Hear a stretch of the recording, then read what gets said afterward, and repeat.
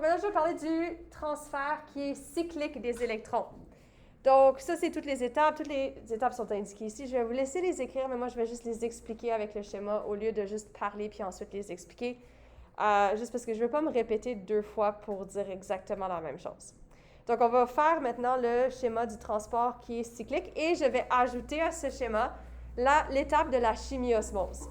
Mais j'aimerais vous rappeler que le transfert qui est non cyclique se fait en même temps que cyclique dans les mêmes membranes thylakoïdales et implique aussi la chimiosmose. C'est-à-dire que même si je n'ai pas ajouté la chimiosmose au transport qui est non cyclique, il s'applique aussi au transport non cyclique parce que la chimiosmose, ça se fait, dans le fond, à cause du transport cyclique et non cyclique. Puis ça, je vais l'expliquer un petit peu plus en détail.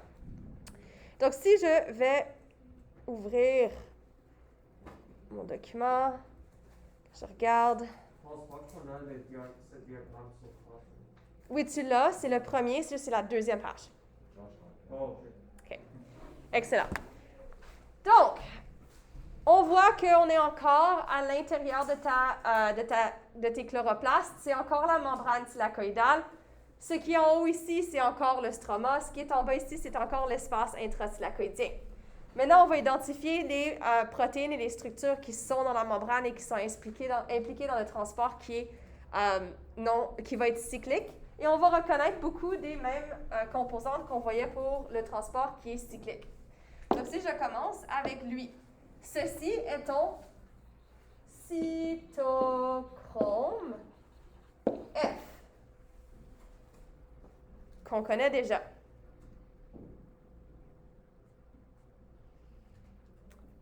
Cette molécule, c'est ta plastocyanine.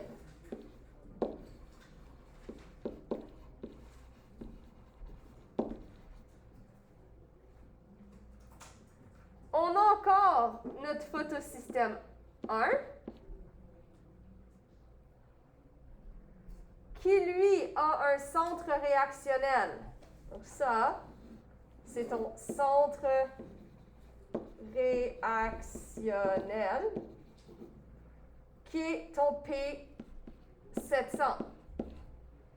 Donc ça, c'est P700. J'aimerais vous rappeler que P700, ça fait référence aux 2 chlorophylles qui ont une longueur d'onde d'absorption optimale de 700 nanomètres. Dans ton photosystème 1, tu vas avoir aussi un accepteur primaire d'électrons qui est la phyloquinone.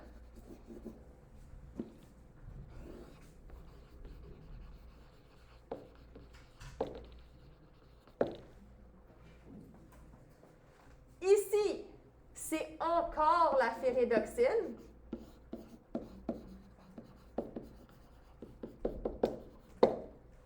Ici, c'est encore le NADPH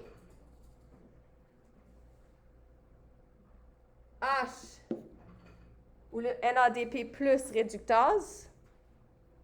On va mettre NADP plus réductase.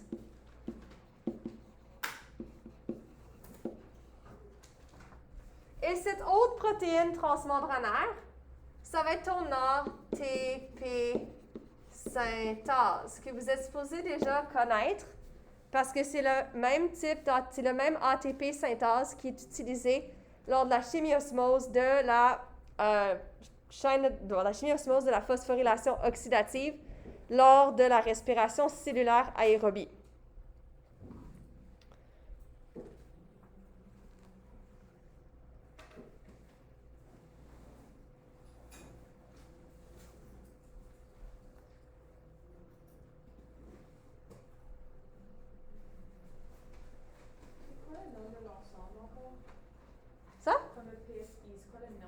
Photosystème 1.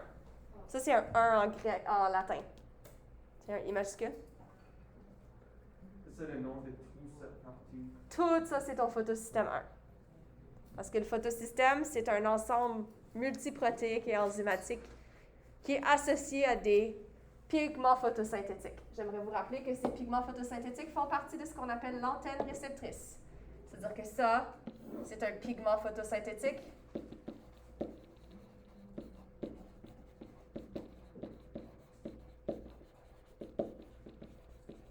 Qui fait partie de l'antenne réceptrice. Donc, tous les cercles, c'est l'antenne réceptrice de ton photosystème.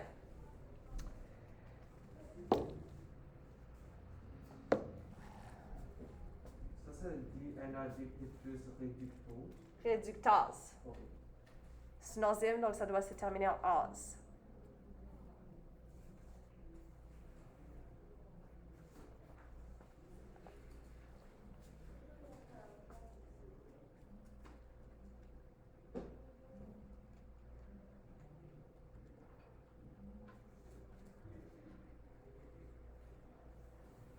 Lors du transport non cyclique, les pigments photosynthétiques, donc chlorophylle, bêta-carotène, donc les carotènes, les anthophyles et ainsi de suite, de l'antenne réceptrice vont être stimulés par de la lumière. Donc, on a de la lumière qui vient et qui va exciter des atomes, des pigments photosynthétiques pour faire passer leurs électrons de l'état fondamental à l'état excité. Quand ça arrive, c'est très instable, c'est-à-dire que les électrons vont relâcher leur énergie pour revenir à leur état fondamental et ils vont relâcher l'énergie et transférer l'énergie à un autre pigment photosynthétique qui est à proximité. L'énergie va donc se faire transférer d'un pigment photosynthétique à un autre de l'antenne réceptrice pour se rendre jusqu'aux deux chlorophylle A P700 du centre réactionnel. Naturellement, il y a plus qu'un pigment photosynthétique de l'antenne réceptrice qui va être stimulé en même temps et excité en même temps. Donc, il va y avoir beaucoup plus d'énergie qui va se rendre jusqu'à ton centre réactionnel. Et ceci va s'accumuler jusqu'à temps que suffisamment d'énergie va se rendre au centre réactionnel pour éjecter un électron de chaque P700 de ce centre réactionnel. Donc, oxyder les deux chlorophylles A du centre réactionnel. Donc, un électron chaque va être éjecté pour un total de 2 électrons qui vont être éjectés. Donc, 2 électrons vont être éjectés et transférés à la phyloquinone. Donc, la phyloquinone va prendre les 2 électrons, c'est pour ça que c'est l'accepteur primaire d'électrons. Maintenant, au lieu de rencontrer, donc au lieu que ce photosystème, avec une phyloquinone qui est réduite, donc avec 2 électrons, au lieu que tout ceci rencontre de la ferrédoxine, parce que rappelez-vous que c'est mobile dans la membrane, donc ça se déplace, au lieu de rencontrer cela, par hasard, elle va rencontrer le non, en fait, excuse-moi, elle va rencontrer la ferrédoxine et, donc j'ai pas dit au lieu, j'ai dit au lieu, mais c'est pas rendu à cette étape. Donc, elle va rencontrer la ferrédoxine et elle va lui transférer ses électrons quand elle le rencontre. C'est la ferrédoxine, elle, qui flotte et se déplace aussi, qui, elle, au lieu de rencontrer le NADP plus réductase, elle va par hasard rencontrer et frapper un cytochrome F. Quand la ferrédoxine rencontre, qui a 2 électrons, donc qui est réduite, rencontre un cytochrome F, elle va transférer ses électrons.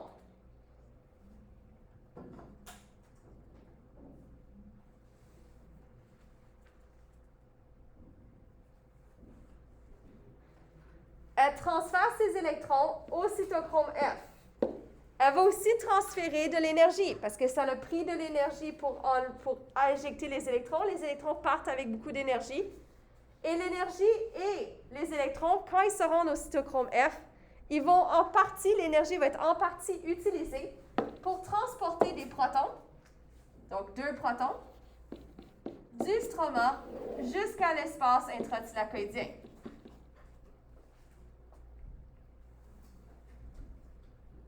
Parce que c'est une forme de transport actif, parce que le gradient de concentration des protons va de plus concentré à l'intérieur à moins concentré à l'extérieur.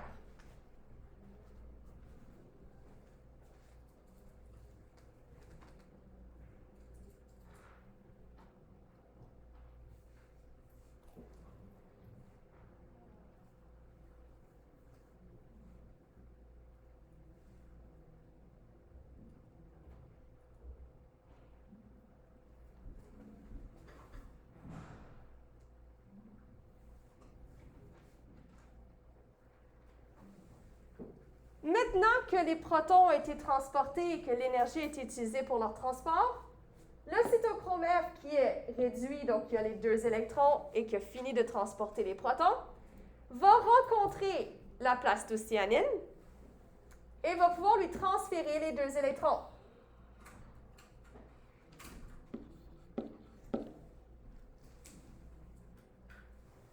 La plastocyanine qui est réduite peut ensuite se déplacer et si elle rencontre un photosystème 2, ou un photosystème 1 plutôt, qui a des chlorophylles du centre réactionnel qui ont perdu leurs électrons et qui ont besoin d'être régénérés, s'ils se rencontrent, il va pouvoir transférer ces électrons à ces 2 chlorophylles P700 pour les régénérer.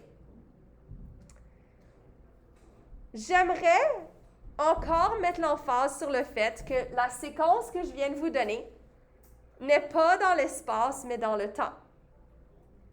Ça veut dire que cette plastocyanine peut transférer ses électrons au photosystème 1 qui a perdu un électron selon le transport cyclique, mais il peut aussi être la plastocyanine qui a transféré les électrons, c'est pas ça que je veux faire, dans cette situation-ci.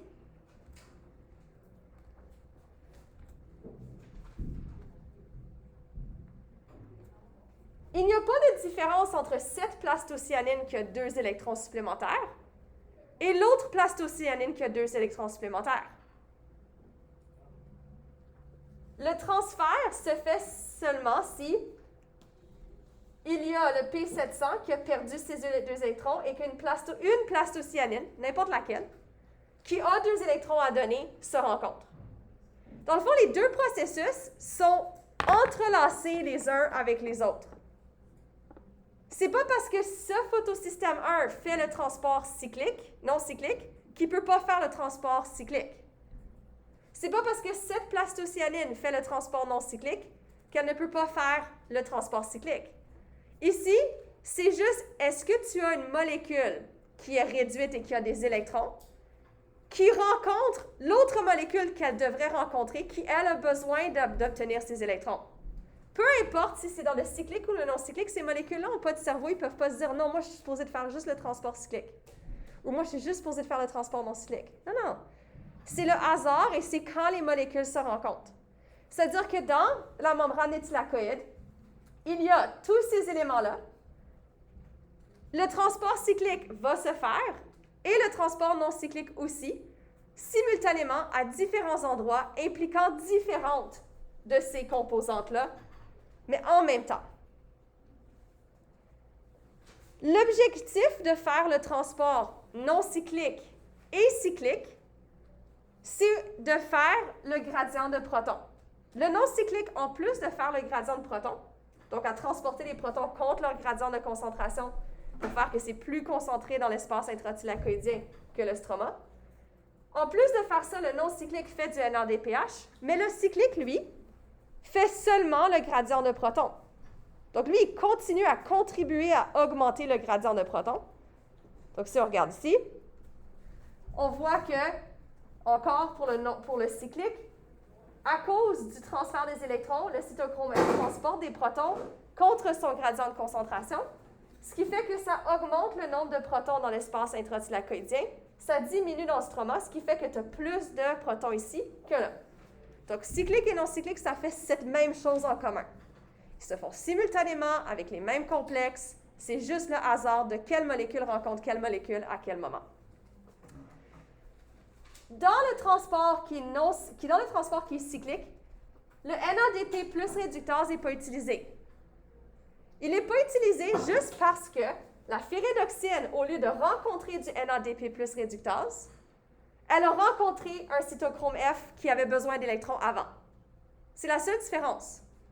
C'est la seule raison pourquoi cette ferredoxine n'a pas transféré ses électrons. C'est juste parce que là, le NADP+, il n'était pas là au moment où elle a rencontré le cytochrome qui n'avait pas d'électrons supplémentaires.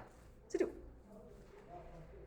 Donc, le transport qui est cyclique ne produit pas de NADPH, donc ne produit pas de réducteur à haut potentiel énergétique. Mais il aide à rendre l'intérieur encore plus concentré en protons et l'extérieur encore moins. Le fait que tu crées une augmentation du gradient de protons, donc plus concentré à l'intérieur, moins à l'extérieur, ça va permettre à cette enzyme, qui est aussi une protéine de transport, de faire de l'ATP à partir de l'énergie du mouvement des protons qui veulent revenir selon leur gradient de concentration.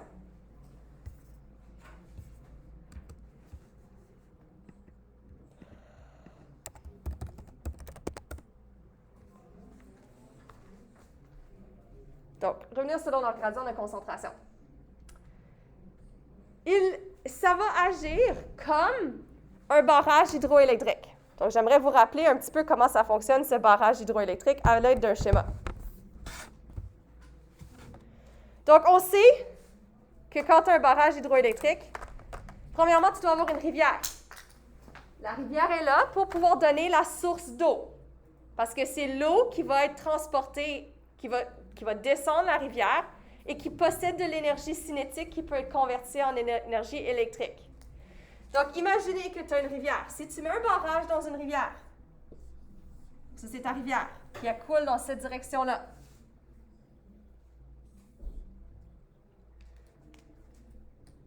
L'eau va s'accumuler. J'ai-tu du bleu? Tu fais une comparaison pour... C'est une analogie, oui. Oui, analogie.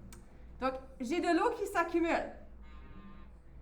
Dans le bas de la rivière, de l'autre côté, j'ai un petit peu d'eau. Pourquoi? Ben parce que dans ton barrage, pour faire de l'électricité avec l'eau, j'ai besoin de placer une turbine. Donc, j'ai des tuyaux. Et dans ces tuyaux, j'ai des turbines.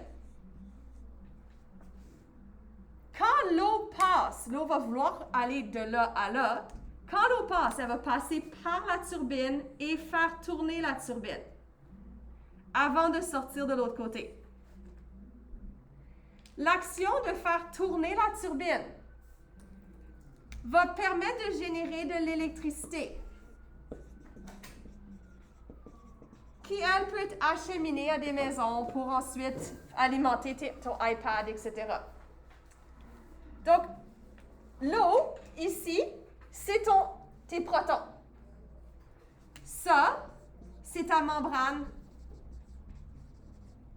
thylakoïdale. Ici, de ce côté-ci, ça va être l'espace intrathylakoïdal. Et ici, c'est le stroma. L'eau, c'est les protons. Donc, c'est plus concentré en protons, moins concentré en protons.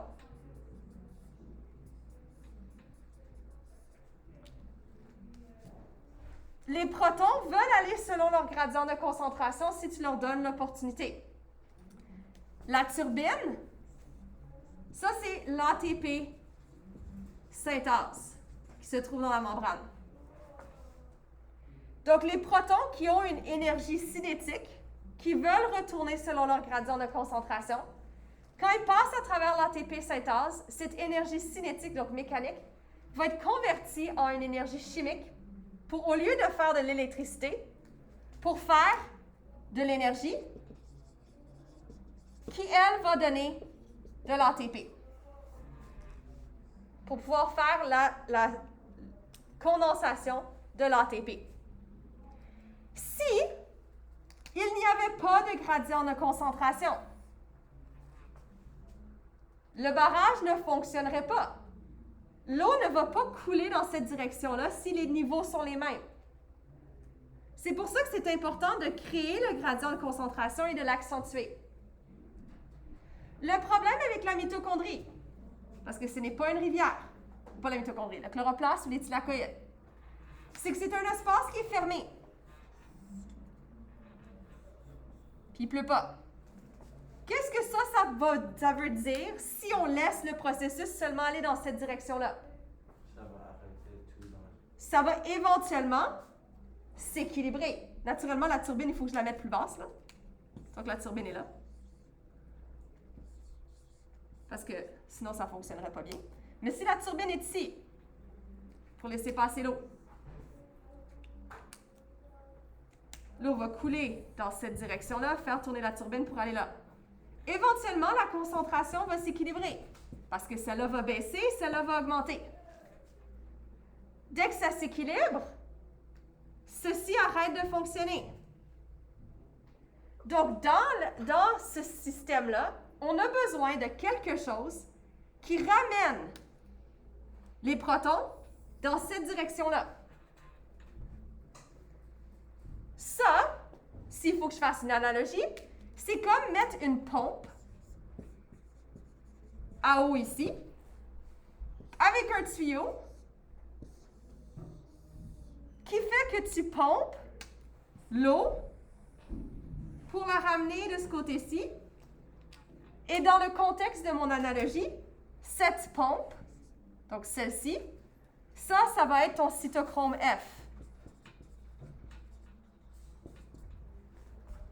Cytochrome F qui transporte les protons contre son gradient de concentration. Les pompes, ça a besoin d'électricité pour fonctionner, right? Donc ici, il faut que tu le branches à l'électricité, donc dans le mur. L'électricité, ça, c'est tes électrons qui lui ont été transférés. Le cytochrome F utilise les électrons avec de l'énergie pour prendre les protons qui sont dans le stroma et les envoyer dans l'espace intra-thylakoïdien pour s'assurer que le niveau dans l'espace intra-thylakoïdien reste élevé, le niveau dans le stroma reste bas, donc ça accentue la différence entre les deux qu'on appelle le gradient de protons, qui fait que maintenant les protons peuvent utiliser l'ATP synthase pour alimenter la synthèse d'ATP. Est-ce que c'est un processus efficace? Non. Mais comme je vous ai dit, en biologie, c'est qu'est-ce qui a évolué et a fonctionné reste. Si c'est efficace, c'est pas grave. Parce qu'on aurait pu dire, OK, mais pourquoi est-ce qu'on ne peut pas juste utiliser l'énergie de la lumière pour alimenter l'ATP synthase? Mais c'est juste ça. Donc, tu avais une question, Jannick. So, dans la phosphorylation oxydative, l'ATP synthase, ce qui rend l'ATP synthase reste là. Comme c'est la différence. Comme il n'y a pas de. Parce qu'il n'y a pas de. C'est quoi le nom? Cytochrome F. Je comprends pas ta question. La différence, c'est que. Parce que tu as dit que. Comme tu as mis les barrages à cause que ça va équilibrer. Oui. Dans la phosphorylation oxydative, il n'y a comme pas de barrage. Non, dans la phosphorylation, il est là. Dans le fond, si tu regardes la phosphorylation oxydative, dans la phosphorylation oxydative, il y avait deux étapes, la chaîne de transport d'électrons et la chimiosmose. Moi, je suis en train de décrire la chimiosmose. Puis la chimiosmose, c'est le même processus que dans la photosynthèse. Donc, dans la phosphorylation oxydative, dans une des explications, j'ai parlé d'ATP synthase, mais ça, c'était juste la chimiosmose. Puis la chimiosmose, c'est juste l'action d'utiliser le gradient de protons qui passe à travers l'ATP synthase pour faire de l'énergie. Dans les deux processus, donc dans la photosynthèse et la respiration cellulaire, la chimiosmose est exactement pareille. Ça utilise le gradient de protons. So, l'ATP synthase fait la même affaire pour chaque. Oui, fait la même affaire. So, Dans les deux, ça utilise l'ATP synthase pour prendre le gradient de protons et le mouvement des protons qui veulent revenir selon leur gradient de concentration pour alimenter l'ATP synthase et donner l'énergie pour faire de l'ATP. Pour la photosynthèse et la respiration cellulaire, c'est le même processus. Ce qui est différent, c'est ta chaîne de transport d'électrons qui est différente. comme les complexes multiprotones. Ils ne sont pas les mêmes. Parce que ça, c'est ta chaîne de transport d'électrons, c'est pas ta chimiosmose. Sortir. OK, pour la respiration cellulaire, ils font toutes sortir. Pour la photosynthèse, ils rentrent. OK. Mais le gradient est juste inversé. C'est comme si je prenais ma turbine, puis je mettais ma pompe de ce côté-ci, puis je faisais juste dessiner le haut, le bas, là. Ou L'ATP synthase, no matter what, il le fait rentrer. il le fait rentrer suivant son gradient de concentration. So, comme, pas techniquement, but I guess. Non, il ne fait pas rentrer. Il fait pas rentrer. Il fait déplacer selon son gradient de concentration. Parce que pour la respiration cellulaire, puisque ça devient plus concentré à l'extérieur et moins à l'intérieur, l'ATP synthase fait rentrer. Par contre, ici, c'est plus concentré à l'intérieur qu'à l'extérieur, donc l'ATP synthase va faire sortir. L'ATP synthase, elle fait juste apporter les protons selon leur gradient de concentration.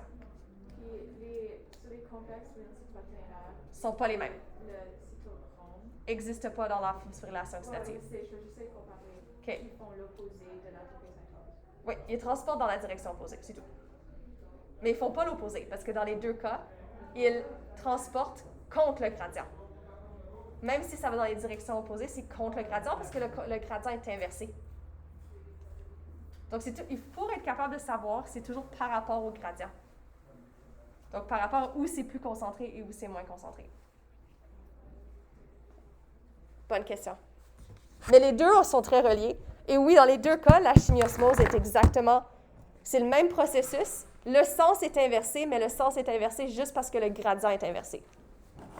Les deux, on va la phosphorylation oxydative et le transfert cyclique d'électrons et non cycliques. Les chaînes sont différentes, mais tous les deux font que les protons font le transport actif Pour faire un gradient. Pour faire le gradient, pour que tous ces protons concentrés rentrent par l'ATP synthèse pour essayer de rééquilibrer. Oui. Pour faire en faisant l'ATP. Oui. OK. Oui. Donc là, maintenant, ça a transporté le cytochrome F a transporté des protons jusqu'à dans l'espace intratylacoïdien, ce qui a fait que le gradient de protons ici, c'est plus concentré à l'intérieur, moins à l'extérieur. Les protons ne peuvent pas aller à travers la membrane. J'aimerais vous rappeler qu'ils ne peuvent pas diffuser à travers la membrane parce qu'ils sont chargés positivement.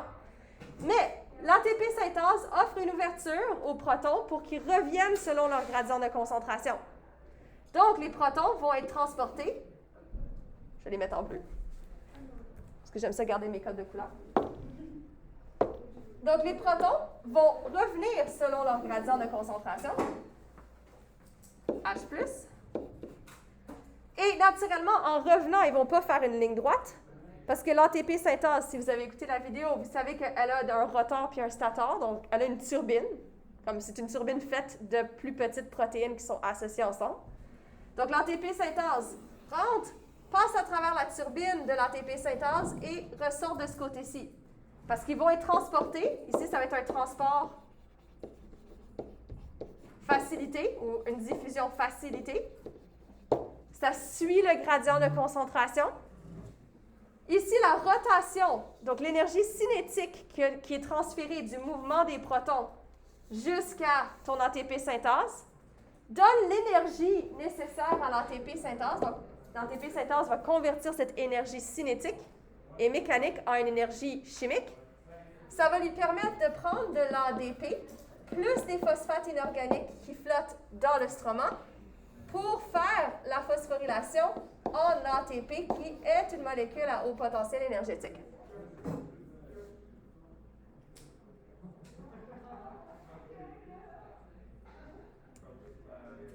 Oui. J'ai oublié si tu as dit que le transport non cyclique prend des ATP. Bonne question. Donne-moi juste une seconde, je vais fermer la porte. Je sais sa forme, c'est NADPH, mais c'est ça. OK.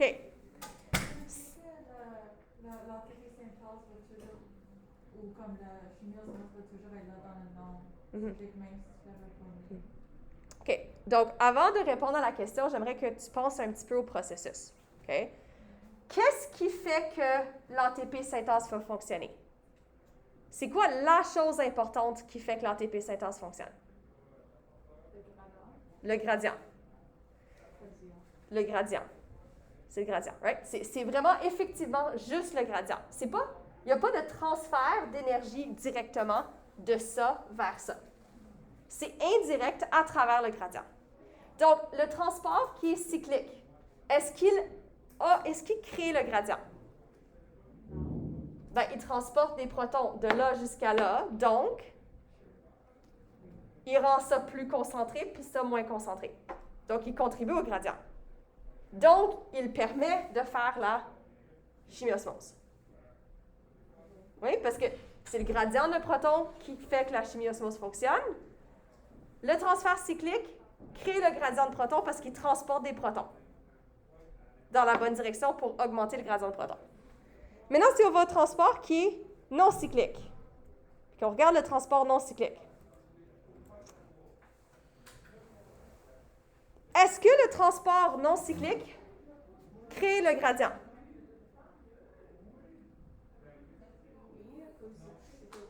Parce qu'il transporte 2 protons, puis en plus, il en crée 2 de plus juste par l'oxydation de l'eau. Donc, est-ce que le transport non cyclique permet de faire aussi la chimiosmose? Oui, parce que dans le fond, c'est pas le processus de transport cyclique et non cyclique. Leur lien avec la chimiosmose, c'est juste le gradient. Donc oui, la réponse c'est oui. Les deux permettent de faire de l'ATP parce que les deux permettent d'accentuer le gradient.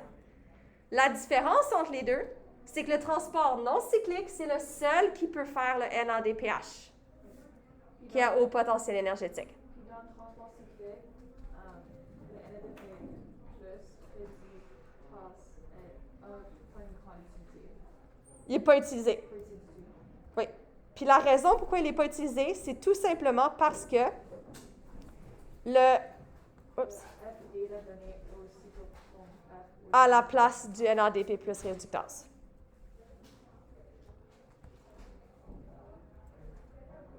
C'est tout.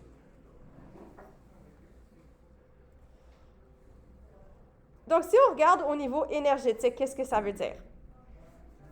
Comme j'ai dit, le transport cyclique et non cyclique ne sont pas des choses qui sont... C'est pas nécessairement des processus qui sont à 100% à part. C'est le même photosystème 2, le photosystème 1 qui fait le transport cyclique que non cyclique. Ça dépend juste de quelle molécule ici transfère l'électron. Est-ce qu'il transfère à lui ou est-ce qu'il transfère à lui? Donc, c'est pour ça qu'on l'a mis à l'intérieur de ta chaîne, qui est ici. Remarquez que le photosystème 1, qui fait le transport cyclique, il va gagner de l'énergie qui vient des photons de lumière, donc de la lumière qu'il absorbe. Ça va faire que tu peux faire une oxydation de ces 2 chlorophylles P700 de son centre réactionnel qui va être donné à l'accepteur primaire d'électrons. Ça augmente l'énergie que possède l'accepteur primaire parce qu'il va gagner des électrons très énergétiques. Il va le transférer à ta ferredoxine qui, elle, va la transférer au complexe, donc le cytochrome F. Le cytochrome F va utiliser une partie d'énergie. C'est pour ça qu'au niveau énergétique, il y a eu une baisse d'énergie de là à là. Parce que l'énergie qu'avaient les électrons ont été transférés au cytochrome F pour transporter les protons. Et le cytochrome F peut maintenant ensuite redonner des électrons indirectement à l'aide de la phyloquinone, pas la phyloquinone, de la plastocyanine, pour pouvoir régénérer les électrons qui ont été perdus par les 2 chlorophylles P700 du centre réactionnel. J'aimerais vous rappeler aussi que puisque ce n'est pas une séquence dans l'espace, les 2 électrons qui sont redonnés ici ne sont pas nécessairement les mêmes 2 électrons qui ont été donnés. Ça peut être 2 autres électrons d'un autre processus, donc du processus qui est non cyclique, ou d'un autre processus cyclique qui avait commencé. C'est-à-dire que même si le schéma représente que c'est le même électron ou les mêmes électrons qui reviennent, ça, c'est pas nécessaire, ça, c'est pas le cas. Okay? Parce que dès que mon accepteur d'électrons primaire donne mes électrons à ma ferredoxine s'en va, est ailleurs. Donc, les électrons ne vont pas revenir exactement au même chlorophylle, mais il va y avoir 2 électrons qui vont revenir, peu importe la situation. Je vais mettre la vidéo en lien sur le Classroom parce qu'on n'a pas de son et on ne peut pas l'écouter.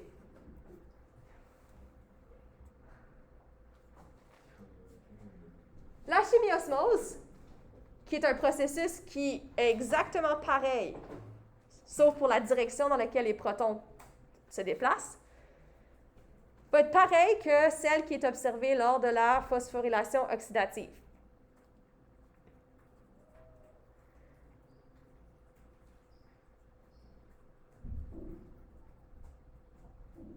Ça veut dire quoi, force protomotrice? Je vais l'expliquer. Je vais attendre que vous terminez d'écrire. Donc, si on revient à notre schéma de notre chimiosmose, qui est ici. Donc, lors de la chimiosmose, tu vas avoir ton ATP synthase qui permet aux protons de retourner selon leur gradient de concentration. Ça fait tourner le rotor et le stator, donc la turbine de ta protéine, donc sa structure quaternaire. Ça génère de l'énergie qui est cinétique, qui est transférée à une énergie chimique. Celle-ci permet de permet de faire la condensation ou la phosphorylation de l'ATP ici à partir de l'ADP et du phosphate. Le mouvement des protons qui suivent leur gradient de concentration, on appelle ça la force protomotrice parce que c'est une force. Une force, c'est quelque chose qui a de l'énergie. Donc, quand il y a une force qui est appliquée sur un objet, c'est une certaine quantité d'énergie qui est appliquée sur cet objet. Ça veut dire que le mouvement des protons, c'est une force. Un petit peu comme le mouvement de l'eau à travers ta turbine, de mon analogie, a aussi une force. C'est pour ça que si tu te mets dans une rivière où il y a beaucoup de rapides, l'eau a une force parce qu'elle se déplace de plus haut vers plus bas. Puis la force pousse contre toi. Mais ici, les protons aussi ont une force qui va permettre de faire bouger l'ATP synthase et transférer cette énergie sous forme d'énergie chimique. Donc, la force du mouvement des protons qui passent à travers l'ATP synthase, selon leur gradient de concentration, on appelle ça la force protomotrice. Oui, Joshua? Donc ça transfère l'énergie cinétique. À une énergie chimique. OK, qui est l'ATP? Ben, qui est la liaison du troisième phosphate qui est créée. ADP a 2 phosphates, on rajoute un troisième phosphate, ça crée une liaison. Une liaison prend de l'énergie à faire. Ce qui fait que l'énergie va être maintenant emmagasinée dans cette liaison. Donc pour faire la liaison, ça prend l'énergie cinétique. Ben, ça prend l'énergie cinétique qui va être convertie en une énergie chimique quand ça va former la liaison. OK. Oui. Puis là, maintenant, cette énergie, elle va être piégée dans la molécule. Et donc, c'est la force du mouvement des protons selon leur gradient de concentration qu'on appelle la force protomotrice.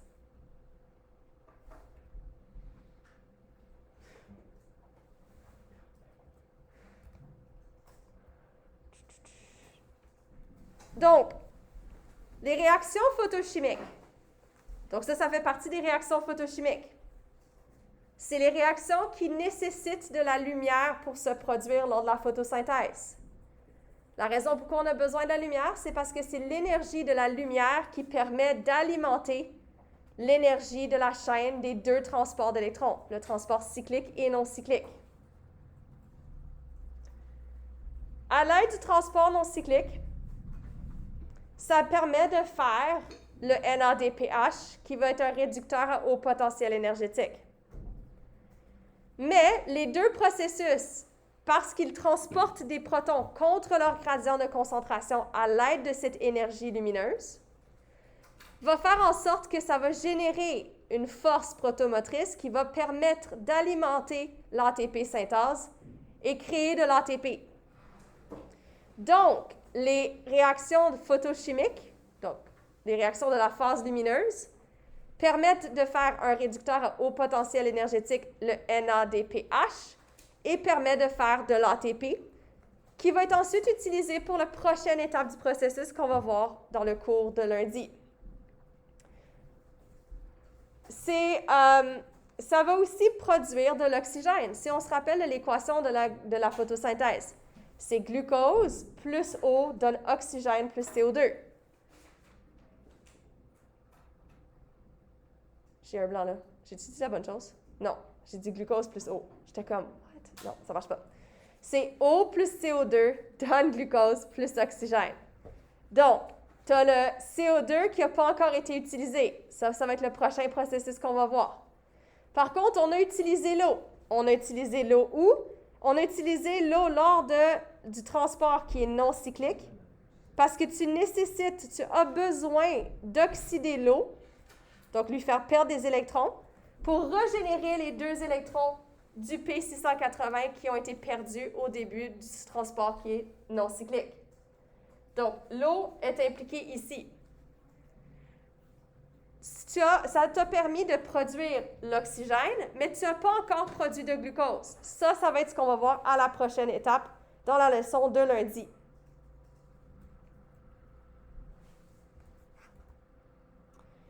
Ça, c'est un autre schéma qui représente de façon plus schématisée ou encore peut-être différente. Des fois, j'aime ça montrer plus qu'un schéma parce que certains peuvent être plus compréhensibles pour tout le monde.